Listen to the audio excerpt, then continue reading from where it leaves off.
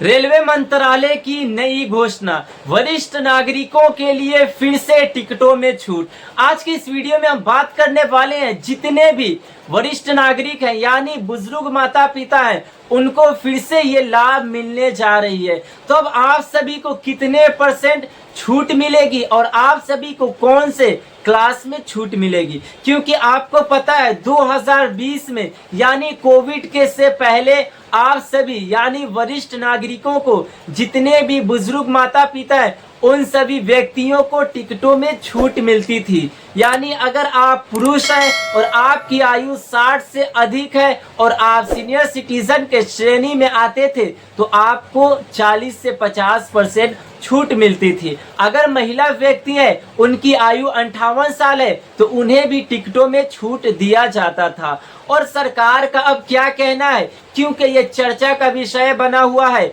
और रेलवे मंत्रालय ने नई घोषणा क्या जारी किया है, आज की इस वीडियो में मैं आपको पूरी जानकारी देने वाला हूं। और अगर आप इस चैनल पर नए हैं तो चैनल को जरूर सब्सक्राइब और बेल आइकन दबाना ना भूलें, क्योंकि मैं आप सभी के लिए ऐसे ऑथेंटिक न्यूज और इंफॉर्मेशन देने का कोशिश करता हूं, क्योंकि यहाँ पे भारत सरकार द्वारा फिर से इस पे मांग की गई है, यानी इस संसद में आवाज को उठाई गई कि जितने भी वरिष्ठ नागरिक हैं, जितने भी बुजुर्ग व्यक्ति हैं उनको फिर से टिकट में छूट मिलना चाहिए। बस यात्रा हो गया या फिर ट्रेन यात्रा या फिर आप हवाई जहाज, यानी किसी प्रकार की आप यात्रा करते हैं और आपकी आयु अधिक हो चुकी है, आपके अगर कमाने की समस्या है या फिर आपके पास पैसे नहीं है तो अब आप सभी को सरकार ये सारे लाभ देगी, क्योंकि आपको पता है 2026 में फिर से ये लागू होने की तारीख को घोषणा की जा रही है कि इस तारीख से लागू किया जाएगा।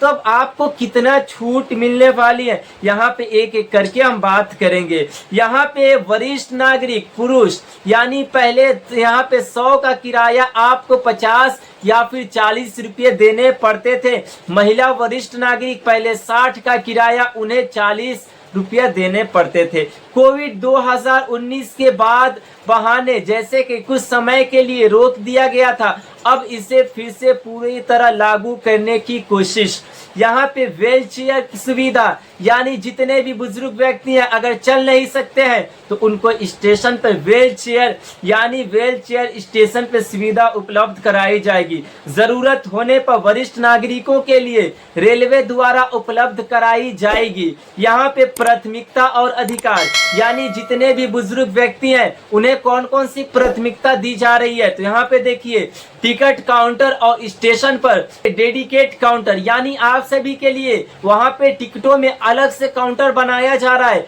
वरिष्ठ नागरिक लाइन में सबसे पहले सेवा प्राप्त कर सकते हैं। आपकी आयु अधिक है, आप सीनियर सिटीजन हैं तो आप आधार कार्ड दिखाकर ये सारा आप लाभ प्राप्त कर सकते हैं। शिकायत समस्या, यानी आप सभी अगर शिकायत करना चाहते हैं, अगर आपके काम नहीं हो पाते हैं तो आपको कहां पे शिकायत करना है। अगर काउंटर या स्टेशन स्टाफ से समस्या तो रेलवे हेल्पलाइन नंबर पे शिकायत कर सकते हैं, या आपको ये सारे अधिकार प्राप्त है। यहाँ पे लोअर बर्थ नहीं दिया गया, अन्य सुविधा जैसे कि टीटी या स्टेशन प्रबंधक से माध्यम से समाधान, यानी अगर टीटी आते हैं ट्रेन में टिकट चेक करने तो आप सभी अपना आधार कार्ड या फिर सीनियर सिटीजन कार्ड दिखाकर आप अपना ये अधिकार को प्राप्त कर सकते हैं। और आपको कौन से अधिकार यहाँ पे प्राप्त है, तो सरकार ने ये साफ साफ कहा कि आपको ये अधिकार 2007 एक्ट के अनुसार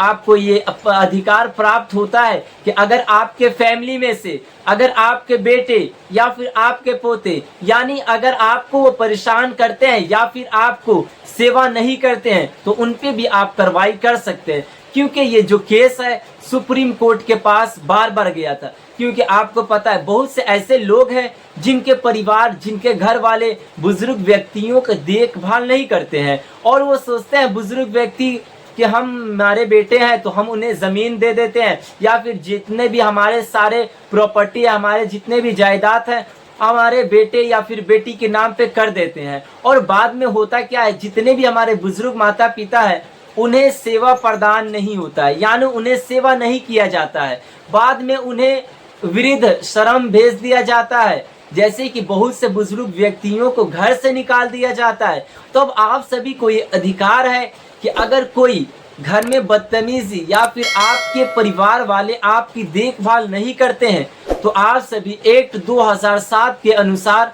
सुप्रीम कोर्ट में जाकर अपनी शिकायत को दर्ज कर सकते हैं। ये आपको अधिकार दिया जा रहा है जो कि सुप्रीम कोर्ट ने 2007 एक्ट के अनुसार आपको दिया है। तो आपको जब केस भी करेंगे या फिर आप जाकर शिकायत दर्ज करते हैं तो आपको 1 रुपया भी नहीं देना पड़ेगा, न आपके केस लड़ने की पैसे लगेंगे, क्योंकि सुप्रीम कोर्ट का साफ साफ ये बात जारी किया गया है। तो अब आप सभी को कौन कौन से अधिकार प्राप्त है और आप सभी को रेलवे तरफ से जो आपको छूट मिलने वाली है वो आपको 60 अगर आपकी आयु है तो आपको ये सारा छूट मिलेगा। और आपको कौन से बर्थ में, जैसे कि लोअर बर्थ यानी आपको सबसे नीचे वाली छूट मिलेगी और आपको कितने % छूट मिलेगी, और आपको जनरल डब्बे और स्लीपर में, एसी में आपको 3rd एसी में आपको सुविधा मिलेगी। और जैसे कि पहले आपकी आयु अगर 50 से अधिक है तो आप सभी को छूट मिल जाती थी, मगर यहाँ पे सरकार का कहना है, रेलवे मंत्रालय का कहना है कि हम बुजुर्ग व्यक्तियों को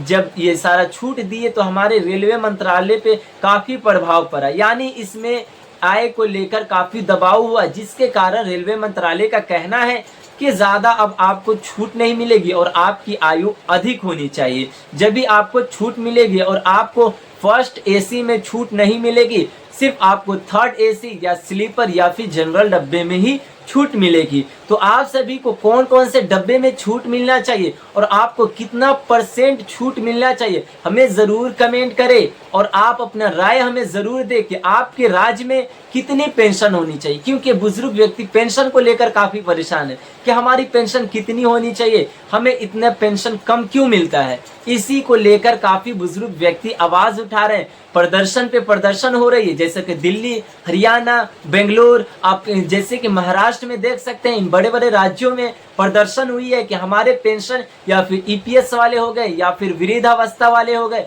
सभी बुजुर्ग व्यक्ति प्रदर्शन किए हैं।